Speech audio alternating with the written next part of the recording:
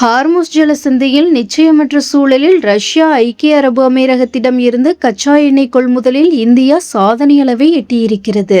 America Iran இடையே போர் நிறுத்த ஒப்பந்தம் ஏற்பட்ட போதிலும் முக்கிய கச்சா எண்ணெய் விநியோக நீர்வழிப்பாதையான ஹார்முஸ் ஜலசந்தியில் நிச்சயமற்ற சூழல் நிலவுகிறது.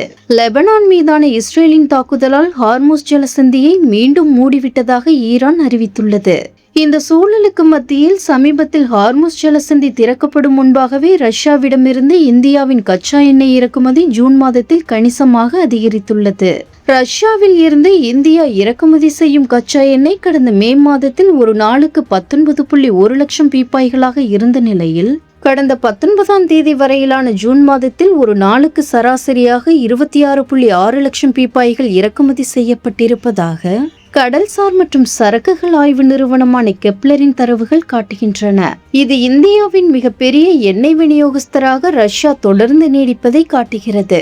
இதே காலகட்டத்தில் ஐக்கிய அரபு அமீரகத்தில் இருந்து இறக்குமதி செய்யப்பட்ட கச்சா எண்ணெயின் அளவு ஒரு நாளுக்கு 6,36,000 பீப்பாய்களாக இருந்தது.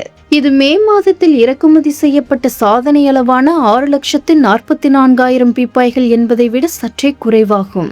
சவுதி அரேபியாவிடம் இருந்து சராசரியாக ஒரு நாளுக்கு 3,84,000 பீப்பாய்களும் வெனிசுலாவிடமிருந்து 2,09,000 பீப்பாய்களும் எண்ணெய் இறக்குமதி செய்யப்படுகிறது.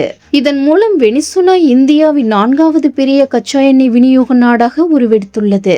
அதே சமயம் அமெரிக்காவிலிருந்து எண்ணெய் இறக்குமதி மே மாதத்தில் 2,52,000 பீப்பாயாக இருந்த நிலையில் தற்போது 91,000 பீப்பாய்களாக குறைந்திருப்பதாக கெப்லர் தரவுகள் காட்டுகின்றன.